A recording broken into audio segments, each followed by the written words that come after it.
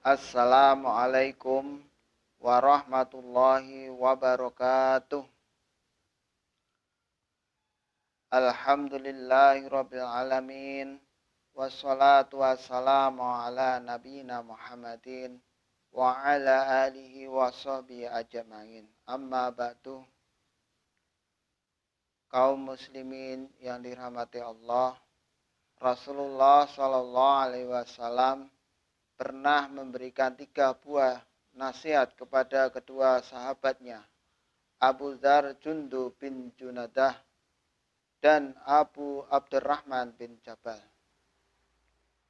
An Abi Dzarrin Jundub bin Junadah wa Abi Abdirrahman Mu'adz bin Jabal radhiyallahu anhuma an Rasulillahi sallallahu alaihi wasallam qala ittaqillaha haitsu ma kunta wa atbi'i sayyi'atal hasanata tamhuha wa khaliqin nasa bi khuluqin hasan, yang artinya bertakwalah kamu kepada Allah dimanapun kamu berada, dan ikutilah kesalahanmu dengan kebaikan, niscaya ia dapat menghapusnya. Dan pergaulilah manusia dengan akhlak terpuji. Hadis riwayat Tirmidzi. 3 pesan Rasulullah Sallallahu Alaihi Wasallam tersebut layak untuk kita perhatikan karena sangat berkaitan erat dengan kehidupan kita sehari-hari. 1. Bertakwa di mana saja.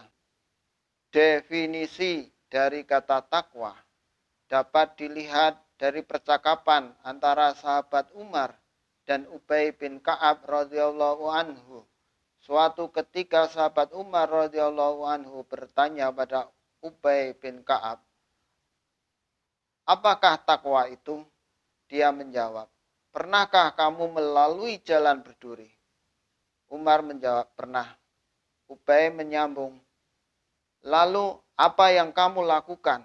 Umar menjawab, "Aku berhati-hati, waspada, dan penuh keseriusan." Maka Ubay berkata, "Maka demikian pula lah takwa." Sedangkan menurut Sayyid Qutb, takwa adalah kepekaan hati, kehalusan, perasaan, rasa khawatir yang terus-menerus, dan hati-hati terhadap semua duri atau halangan dalam kehidupan. Kalau ada suatu iklan minuman ringan, di mana saja dan kapan saja, maka nasihat Nabi Shallallahu Alaihi Wasallam ini menunjukkan bahwa kita harus bertakwa di mana saja. Sedangkan perintah takwa kapan saja terdapat dalam surat Ali Imran ayat 102. A'udzu billahi minasyaitonir rajim. Ya ayyuhalladzina amanu taqullaha haqqa tuqatih wa la tamutunna illa wa antum muslimun. Hai orang-orang yang beriman, bertakwalah kepada Allah sebenar-benar takwa kepadanya, dan janganlah sekali-kali kamu mati melainkan dalam keadaan beragama Islam. Jadi dimanapun dan kapanpun kita harus menjaga ketakwaan kita. Takwa di mana saja memang sulit untuk dilakukan dan harus usaha yang dilakukan harus ekstra keras. Akan sangat mudah ketakwaan itu diraih ketika kita bersama orang lain.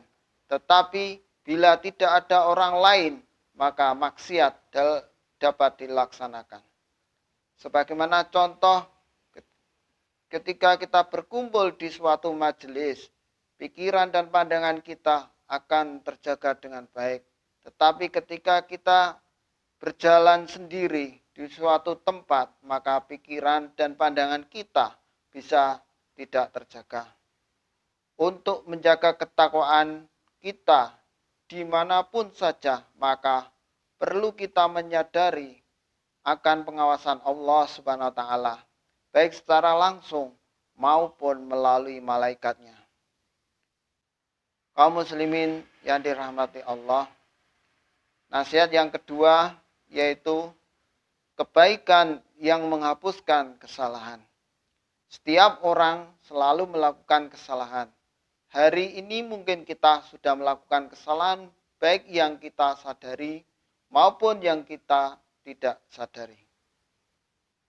Oleh sebab itu, segera setelah kita melaksanakan kesalahan, lakukanlah kebaikan.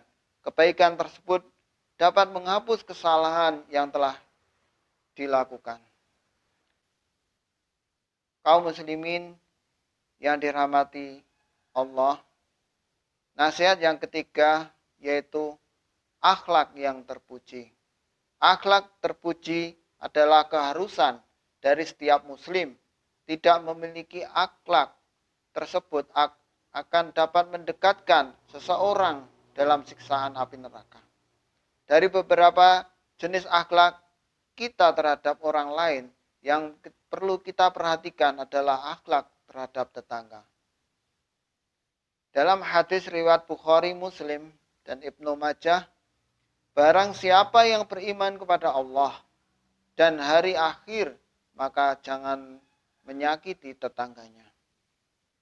Dan ada dalam hadis riwayat Bukhari dari Abu Suraih radhiyallahu anhu bahwa Nabi Muhammad SAW bersabda, demi Allah seorang tidak beriman, demi Allah seseorang tidak beriman, demi Allah seseorang tidak beriman. Ada yang bertanya, siapa itu ya Rasulullah?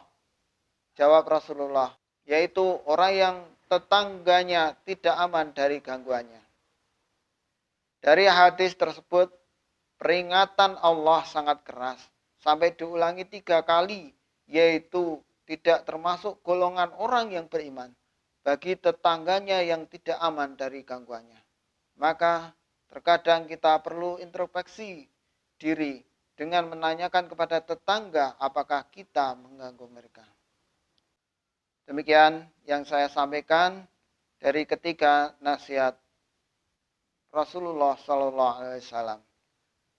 Assalamualaikum warahmatullahi wabarakatuh.